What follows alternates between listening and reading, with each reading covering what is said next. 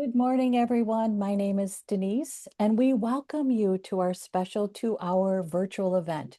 We're going to do 4 25-minute workshops. We are excited to connect with you. We are grateful to those who have joined us live on a Saturday morning for our event. Those who are joining via watching our archived events, thanks for watching. We so appreciate that you are spending your time with us. Emma Jane is going to kick us off. She's got a presentation that talks about caregiving through design. So Emma Jane, kick us off. All right. Well, hi everyone. I'm Emma Jane. Thank you for bearing with me with my technical difficulties. The Wi-Fi at my Airbnb just Emma Jane, blew up. it's okay. Go ahead and just go right into your Okay, presentation. I won't give the entire backstory. Yeah, Yeah, I'm it's Emma good. Jane, and You're good. cool. But I'm an aging in place specialist from Chicago, and of course, let me make sure that this is all right. Sorry, Denise, are you able to see my screen right now? Because my Zoom is acting up. Oh wait. All right, now. Okay, good.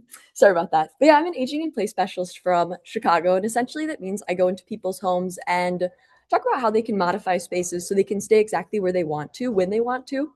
That might mean not wanting to move into a senior living community or really just making your home a super safe space for just like living accessibility day to day.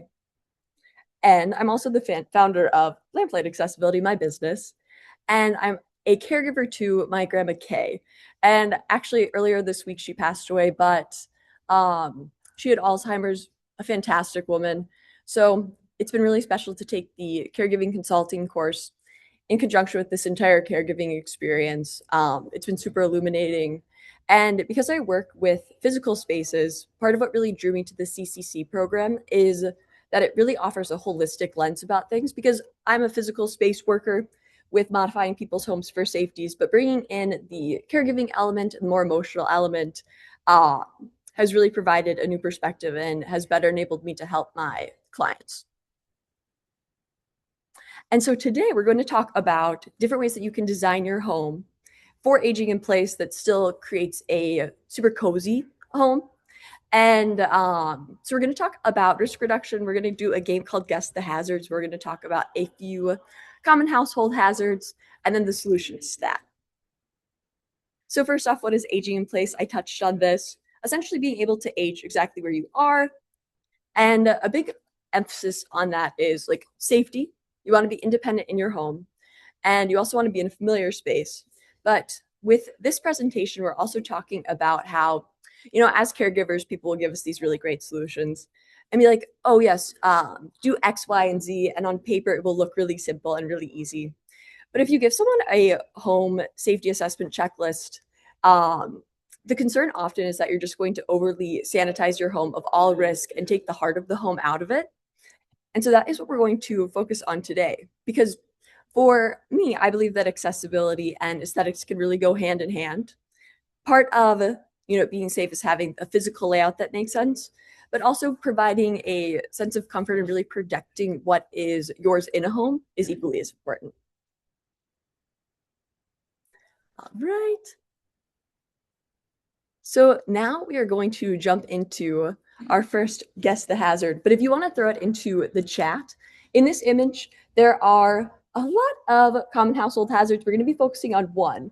But if you want to just throw it into the chat, what you think it might be.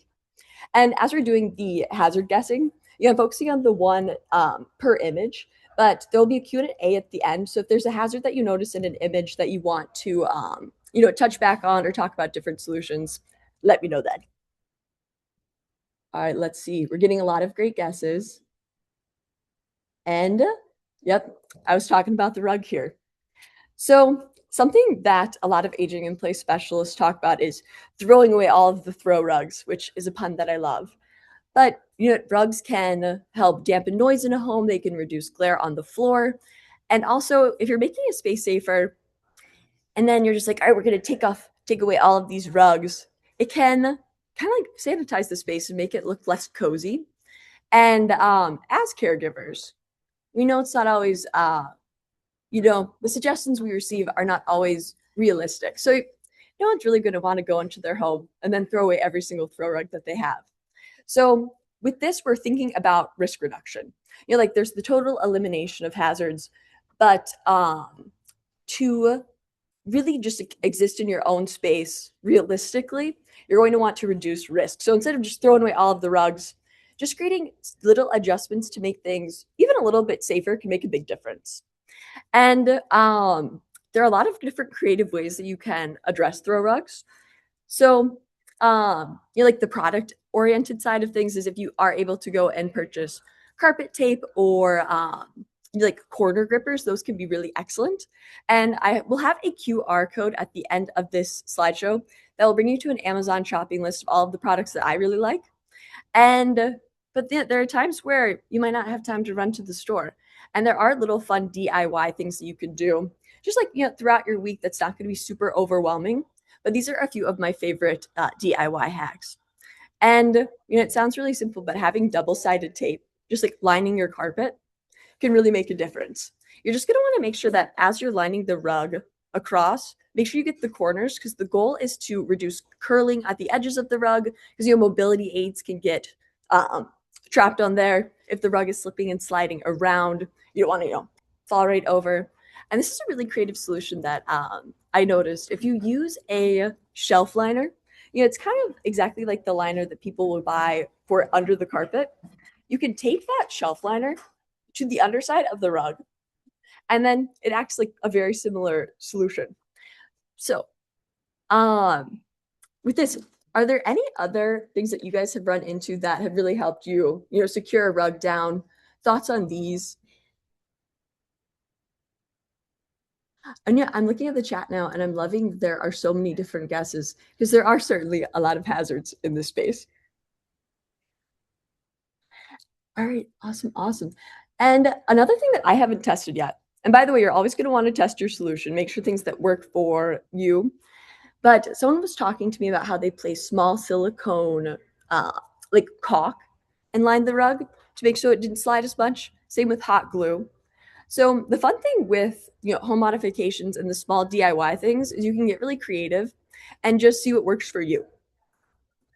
All right, so that is the throw rug. You don't always just have to throw them away. Now we're going to move on to the next hazard. Any guesses here?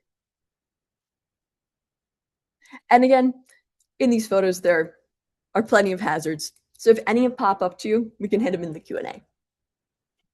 All right, I'm seeing a lot about stairs, lighting. Man, you guys are good at this.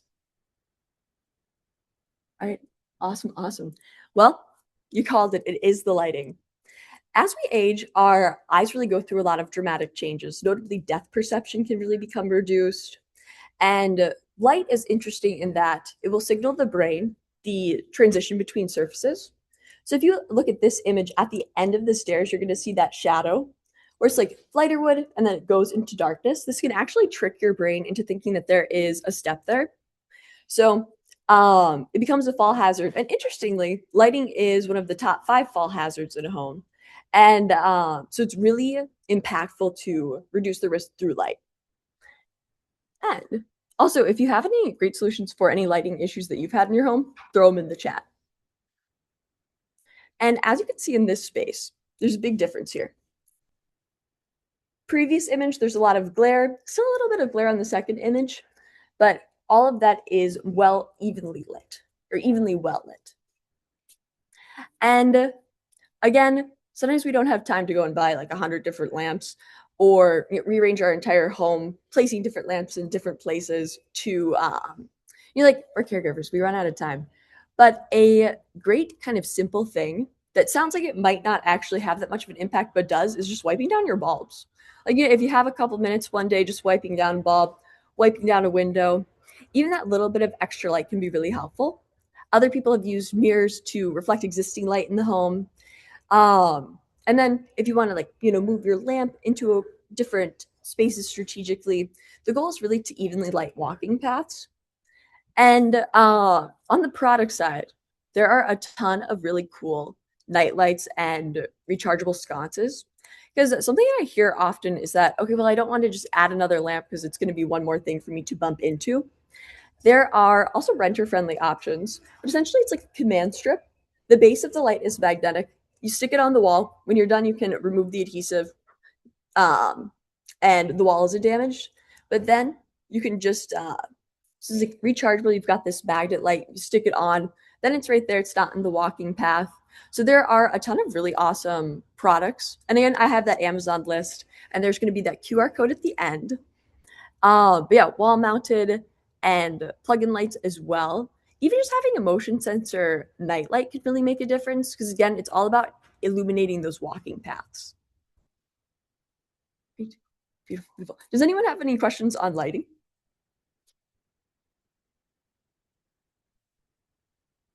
I'm monitoring the chat here. All right, awesome. And if someone like a question pops up, throw it in the chat. All right. Our third and final guess the hazard. Any ideas?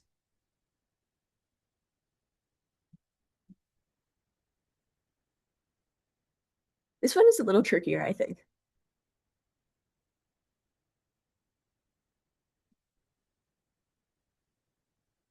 Very nice. Loving these guesses. Yeah, you guys are good. All right, so for this image, there are a number of hazards, but the one that I was thinking about was the bedside tables. Because that they are just anchored to the wall, they're pretty small. That can be something that you reach to and it won't hold you. So for this, we're talking about support. Our body, when we're doing transitions, standing, sitting, getting in and out of bed, getting in and up off the toilet, if you do slip, your body will instinctively go to grab certain things, kind of like intuitive movement. So the goal of a support is making sure that when we do have those intuitive grabs, that the thing that we're grabbing will actually support our body. So in the previous image, that's a natural area where if you slip out of bed, you're going to want to grab that side table. Instead, you're going to want to make sure you replace those with heavier furniture, so it doesn't just like come crash to the ground. And with that, like anything with wheels too can be a danger if it's in the intuitive grab zone. So you're gonna want to remove those. You can also get these little platforms, and they're on my Amazon list for any wheeled things to make it so they don't move. And it's always going to be important to clear pathways. So if you are reaching for a sturdy support, you're not going to be tripping over other things to get there. But if you don't want to, rearrange your entire home, there are different options. Even doing the non-slip furniture pads under the different feet of furniture can make the difference between, having something slide and you fall versus you not falling. Shims at the legs of furniture to prevent wobbling, and even going through and tightening loose screws. And if you want to go a step further, anchoring different things to the wall or the floor can really make a difference so you're not pushing everything over. But for this one, it's all about intuitive movement and making sure that area that you're grabbing towards will support you. All right. Now, since we did have a bunch of different hazards in these images and we covered the main three and their solutions, I'm going to take a look in the chat and see if you guys have any other hazards that you want to talk about, things that you're interested in. Emma I see Jane, that Ron said, go ahead. I just wondered, can you show us the before and after on that bedroom again? yes. Do you mean in the hallway or the The bedroom? bedroom. No, I don't think I had I think I accidentally deleted the after picture, Yeah, but that because one you was just like, had an after picture that was awesome. Okay. Okay, that's okay. oh, Sylvie. Yeah, it's But okay. to paint a picture in your guys' mind, it was a bedside that had a very sturdy bedside table. And then at the end of the bed, there was also a bench, which can be helpful if you are in a bedroom, a place where you can sit down, put on your shoes, things like that. So, to summarize that image. And I see here that Ron said that he installed a safety pole next to the bed. And those could be really great. Essentially, those are a rod go ceiling to floor. They're anchored in on either side, and it can be a great thing to put into a space that you have that intuitive reach that isn't super cluttering. All right, and then Susan, I see you are asking about bed rails. So there are some different philosophies on bed rails because on occasion, they do have the wide gaps on the edge, and people can have their arms, get caught in them and things like that. So if you don't want to go a route where, like, if you're nervous about having the rails and getting caught in them, you can buy a mattress that it's essentially a regular mattress, but it has foam pads on the side. So the roll risk is far less. Does that answer your question, Susan?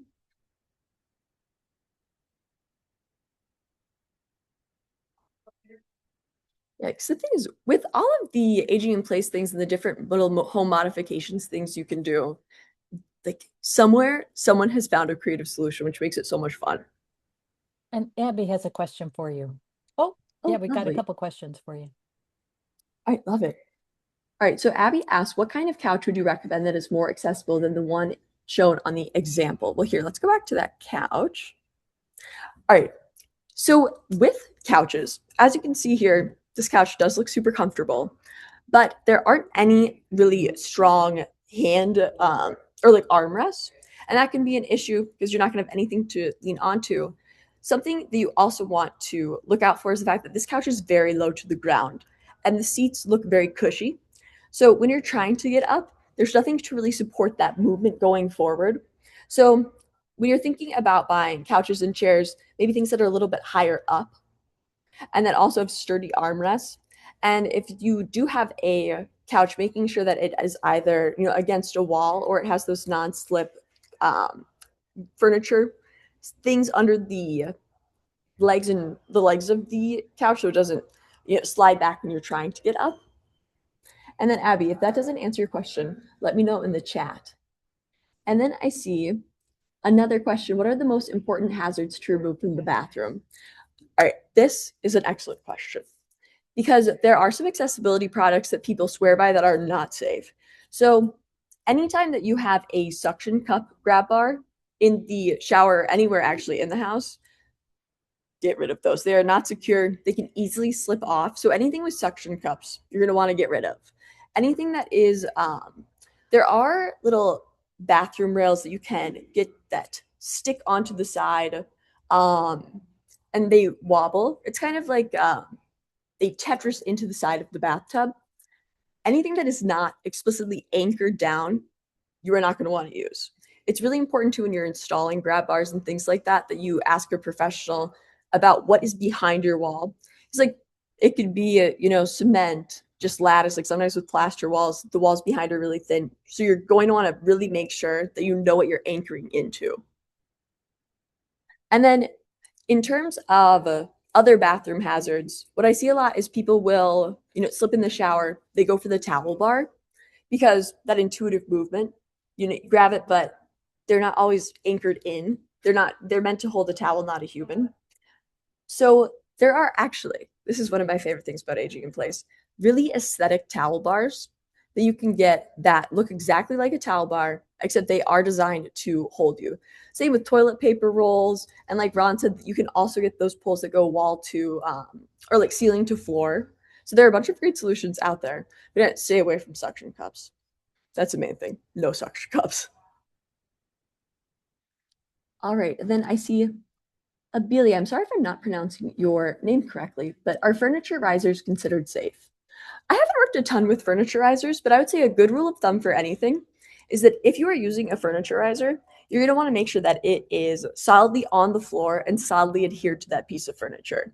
Because it can be really great to have a piece of furniture higher so you can more easily stand up and sit down, but you're not going to want to like create a hazard on accident. So just making sure that it is adhered well to the floor and to the piece of furniture when you're doing it. Sometimes cushions on the chairs and couches can be a better option, but it's something to keep in mind. Like, just want to make sure things are sturdy and adhered. All right, I see Amethyst Rose. You can also put pool noodles under the sheets aligned on the edge of the bed to help people stay up. And oh, I love that. See, like that's a great DIY option. Fantastic idea. She's talking about instead of bed rails, we're talking about the mattresses that kind of have that foam border, just using pool noodles. I'm gonna write that down, Amethyst Rose. I love that. All right, awesome. And then Christy said there are also bed canes that don't go all the way across. Right. I am not sure if I have seen a bed cane, but I can envision it. Right. Interesting, interesting. Yes, I'm loving all the things that you're throwing into the chat. All right, beautiful. Then any other questions or things that you want to cover hazard wise? I mean, I could talk all day about hazards, so if you have any questions.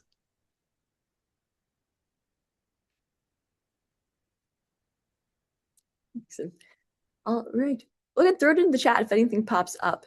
And here, I'm going to go back to our final page. So this is the QR code that is for the Amazon product list. So any products that I've mentioned here, you'll find on that list. And you'll also have access to my Caregiving by Design workbook. It kind of goes through everything that we ran through today, some simple DIY solutions and product solutions. And then if you would like a complimentary virtual room assessment from me, I would love to meet with you guys over Zoom. I can go through one of the rooms of your house and give you a brief rundown of things that I would change, whether it be product selections or just ways to rearrange the house, DIY options for making a space safer. And then, as I'm going through my caregiving consulting certification, I'm also offering complimentary sessions. So I would love, love, love if anyone wants to reach out and set that up. It would be super fun. All right. But yeah, any other questions before we wrap up? And I'm just typing in the chat room the link for downloading the workbooks. Awesome. And this QR code is also on the workbook, just so you guys know. And Ron had shared a link to a device that you can use in the couch to help with getting up from the couch. And for those of you who are watching our archive, I'll include a link to that as well, so you can see what that looks like, because we had some great suggestions in the chat room on how to stay safe in the house and keeping it home-like, that you don't have to give up the comfort of home to stay safe. Thanks, Emma Jane. Thanks for being here Yeah. today, Emma Jane. We so appreciate you've been such an amazing caregiver to your grandmother. Really just, yeah, Thank you. you provided I so much appreciate love it. and comfort for her that you were a gift for her. Oh, thanks, Denise. Yeah, I and thanks for appreciate it. being here today. Thank you.